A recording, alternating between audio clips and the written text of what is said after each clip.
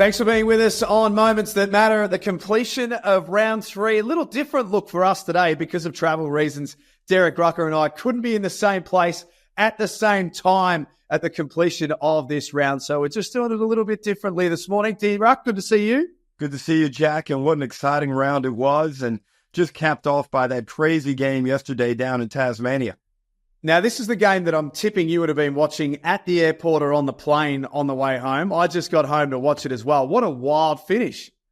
It was, and there's so much to go through, and I actually was going through security and all that, so I went away from the game, and Tasmania were down, and then the next thing I know, I get to the Virgin Lounge, and they're in the lead, and it's just so typical Jack Jumpers. You can never count them out, as dead as they may look at any point in a game. Let's deal with, this show is about the moments. So let's deal with the two moments from the game that mattered most. Firstly is the inbound from Clint Steindl. And I'm just going to read directly from the NBL Communications handle on X, which says the NBL wishes to clarify the final play of the fourth quarter of today's game. A player inbounding the ball can move up to a meter laterally or backwards as far as he wants before inbounding the ball. There was no violation. Do you think everyone knew that rule? I certainly didn't. I don't know about everyone else, but the meter rule I wasn't aware of. I thought that it was more a situation of traveling. So similar to as if you have the ball in play, you can't take the 2 steps. Now, Steindl certainly shuffled 2, possibly 3 steps to his right before inbounding that ball. So I was actually surprised when I saw that it wasn't a function of the number of steps you take, but actually the distance you cover. And, we need to get the ruler out and see how far he actually went, Jack. And then the second part, and this is the one that, there was so much discussion about that moment. This is the one that I found really hard to reconcile since watching the game yesterday. Should they have fouled Milton Doyle on the inbound? So they're up 3, 4 seconds to go. Clearly the instruction was don't foul. Otherwise Bryce would have. Why did they not foul? So there are different schools of thought on this, and certain coaches adhere to certain philosophies. I'm a foul the guy and send him to the line to shoot 2 free throws. That's how I stand. But there are other people around the world who believe that, no, you play it out, that the percentages are in your favor. But when that time is below 5 seconds remaining in the game, I think you foul Doyle on the catch, send him to the line to shoot 2. Now you've probably got 3.5 seconds. They've got to foul you, and you just want to play that exchange game. And I think that works in the leading team's favor. And I'm sure John Riley and his staff are just killing themselves thinking about what if. But, Jack, I just think the numbers work in that favor. Foul that guy, send him to the line, knock down your free throws, and let's get out of here. Well, he's still got to make both, doesn't he, to start with? And you're going to get possession back. So to me, I feel like that's an underrated talking point of the last half an hour of that game, right? Yes, the inbound was contentious and overtime was what it was. I didn't understand that. And I talked about Milton Doyle and Jordan Crawford last week in Moments That Mattered, and the fact that these guys are big shot takers and makers. In that situation, you could see Doyle was just yearning for the ball every possession when the game was close. Perth, how about denying him, not letting him get touches? He wasn't shooting it great from the field, but I would love to see his percentages when shots really matter. That's where that guy delivers, and he delivered 2 huge buckets late in that game to get the W for the Jack Jumpers. We both love big Aussie bigs doing their thing. We're huge fans of Sam Froling, and we'll get to Isaac Humphries a little bit later on. Will Magnay's putting together a really, really good start to the season. Had another 13 and 13 in yesterday's game, and his presence, D, is just, it's so good to watch when he's in full flight like this. Well, you only have to look at the advanced metrics, and they give you a clear indication how much better a team Tasmania is when Will Magnay is on the floor. And we know what he does on the defensive end, the rim protection, the shot blocks that lead to fast break opportunities. But, Jack, he's really improved on the offensive end. He's an outstanding screener. He makes good decisions from the high post area. He has great timing on dribble handoffs. He knows how to attack his teammate and use the proper angle so that his teammates can thrive. And now he's starting to score the ball at a double-digit rate on a regular. He's knocking down his free throws. And then the other night, we saw him hit 2 threes as well. So the continued development on the offensive end for him is key. And Jack, keep in mind, he's only 26 years old. Yeah. Bigs don't get their rhythm until they're 28, 29, 30 years old. You and I were at John Cain Arena yesterday for Cairns and Melbourne. 101-88, the final score. That's just a 10 out of 10 performance, I thought, from the Taipans. They've got 2 guards, Jack, that can dominate play. And they're both very exciting. They're athletic. They're unselfish. And I speak of Rob Edwards and Taron Armstrong. They complement each other very well. Armstrong is better as a pure point guard than I thought he was. And he's got good size. And the thing about him is the team looks to him. You look at dead ball situations, when things get a little bit shaky, they look to Taron Armstrong. There's a recognition and an acknowledgement that he is the floor leader. And that's great when you're trying to build out your team. Now, Edwards, who had to play without Armstrong for a couple of rounds there, now he's slotted back into a role he's more comfortable in, and that's primarily as a deadly scorer. And he was, again, outstanding. He had 23 points, I believe, against Melbourne United. And really, for the most part of that game, I thought Melbourne United could not check him at all. And it's worth just mentioning that because he was guarded by Shea Illy for the afternoon, who did a total blanket job on Bryce Cotton on Friday night. Well, Shea Illy is a premier defender in the league. And I thought Edwards' size, Jack, he's a really strong guy. I thought that gave Shea Illy a bit of problems. And Edwards still has the athleticism and the quickness to put the ball on the deck. Look, overall, though, let's not take away from what Sam Wardenberg did. Yeah.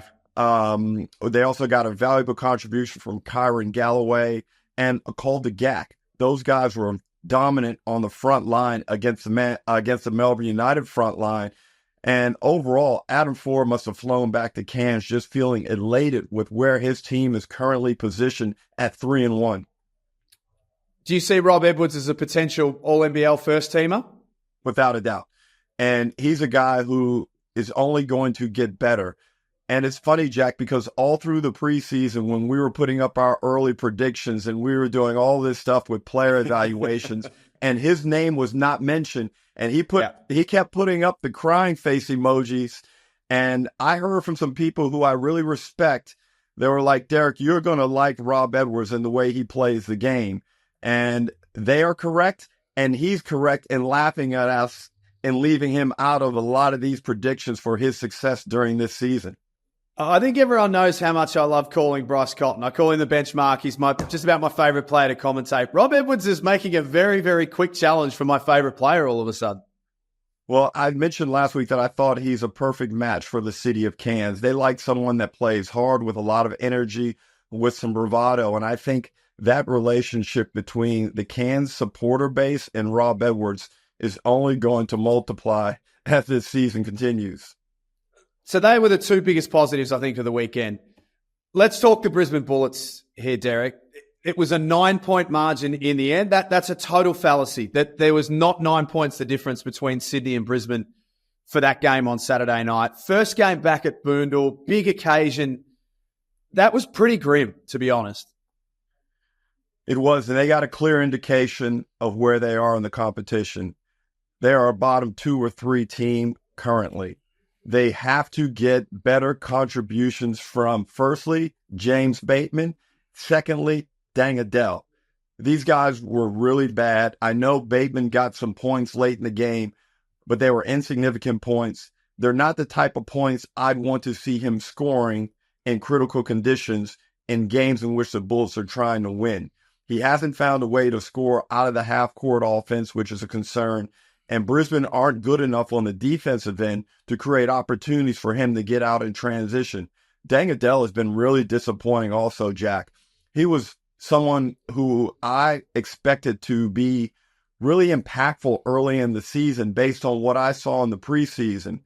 And the words were that he had put everything that had happened with him down in Illawarra a few years ago behind him, and he was a different guy. Well, he showed us that in the preseason. He was the Bullets' best player along with Tyrell Harrison.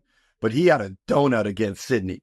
And when you go against the top team in the competition and you come up with a donut, that's going to leave everybody really doubtful of your ability. So he needs to bounce back right now. Those two guys got to bring it against Southeast Melbourne this round. Otherwise, you got to make some changes to that rotation, or you got to make some permanent changes.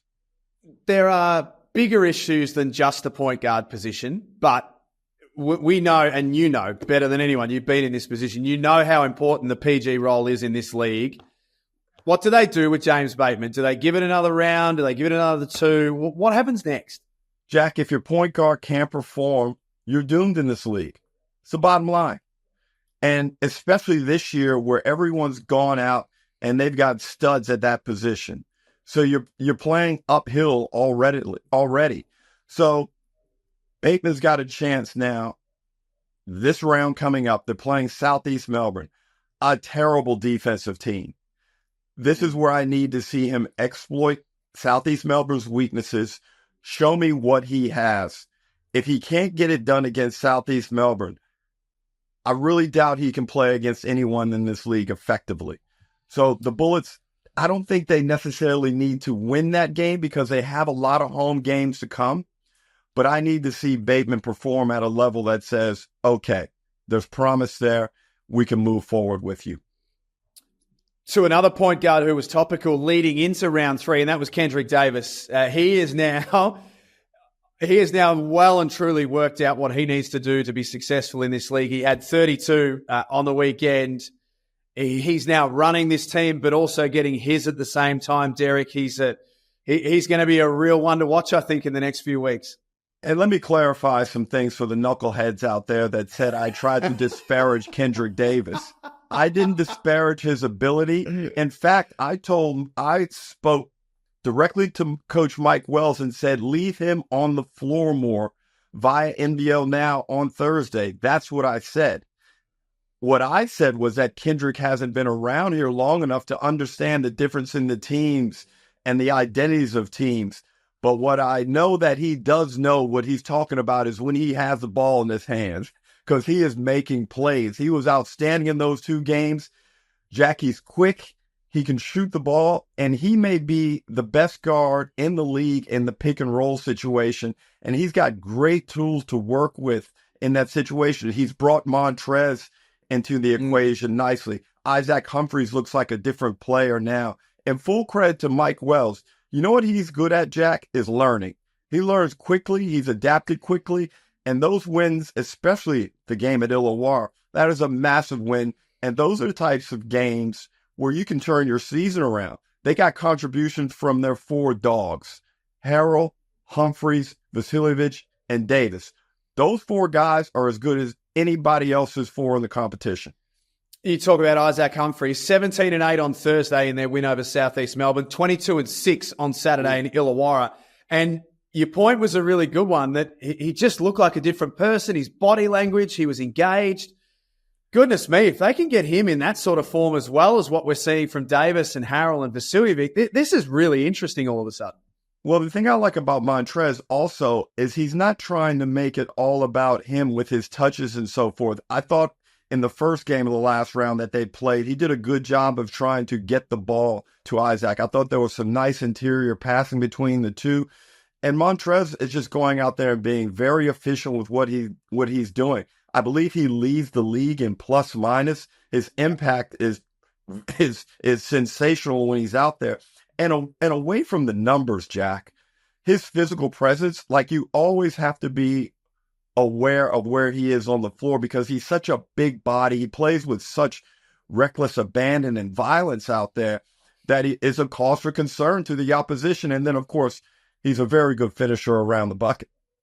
And I think your point on Mike Wells was a really, really good one as well. He's learning very quickly. I know there's some who will probably never get over what happened with Scott Ninnis, and that's their choice. But one thing's for certain, Mike Wells can coach.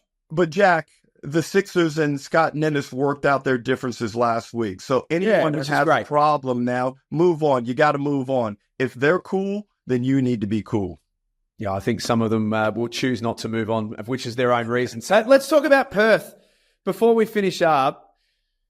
They lost a close one yesterday, and we spoke about perhaps where some things went wrong. Can we address what happened Friday night? Well, the easy answer is they were without Ty Webster and Dylan Windler. That's the easy answer. Now, Melbourne United didn't have Matthew Dellavedova, and one could make the argument that Dellavedova is more important than both of those guys that Perth was missing. I'd agree with that. Even still, 30 points at the crib in front of the Red Army, that was inexcusable. And right now, this is a little bit of deja vu. We saw Bryce go through some early season struggles last year, but he figured it out, and John really figured it out. They looked somewhat better yesterday, but they have significant problems on the offensive end. Right now, Bryce's usage rate is down. In fact, he's third on the team. Pender's first, Elijah Pepper is second, and then Bryce is third.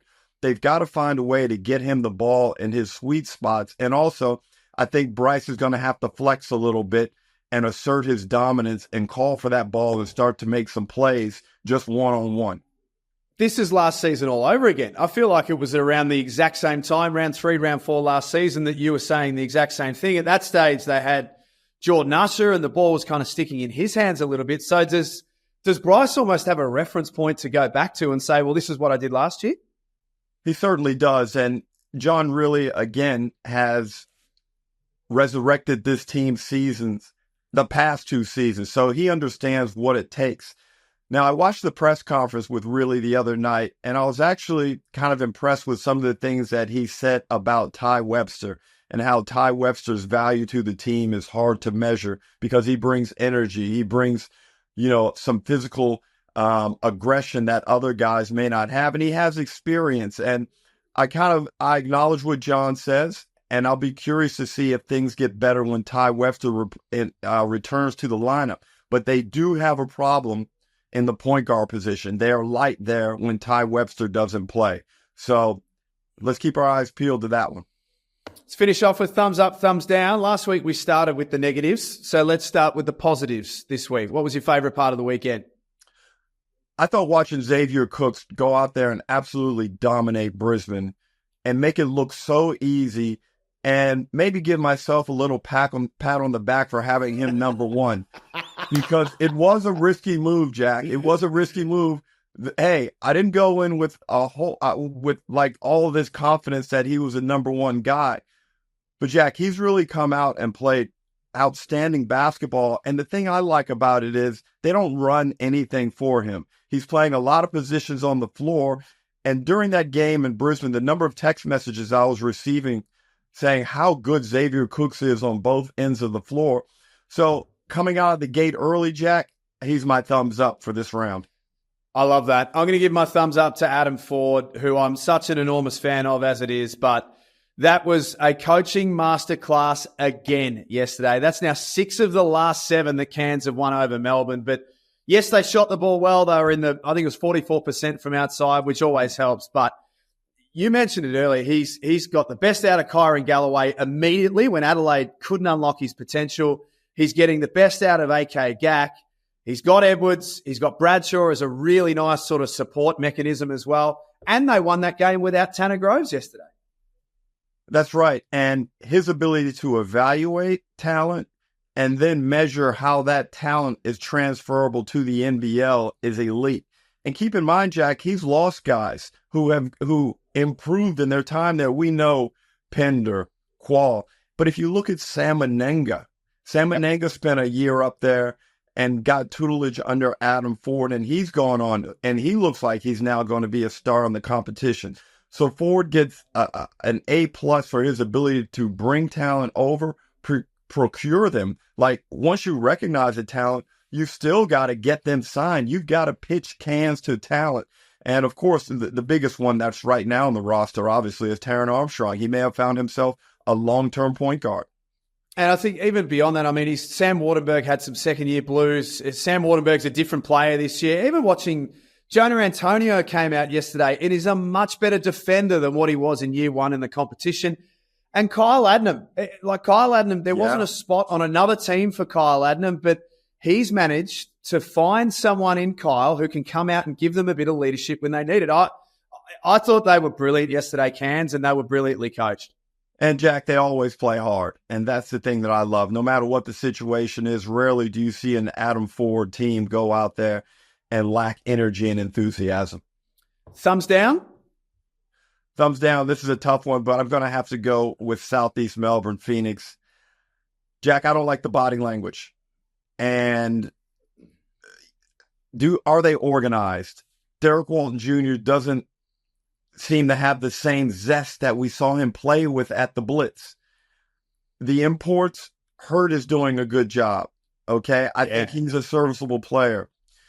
Wieskamp, I'm unsure. He shows moments, but we know he's a quality player, but sometimes, as we talk about often, it just doesn't fit our league or the team that you come to in our league. I don't understand what's going on with Ben Air. This guy's one of the best three-point shooters in the league. I don't know why he's not playing.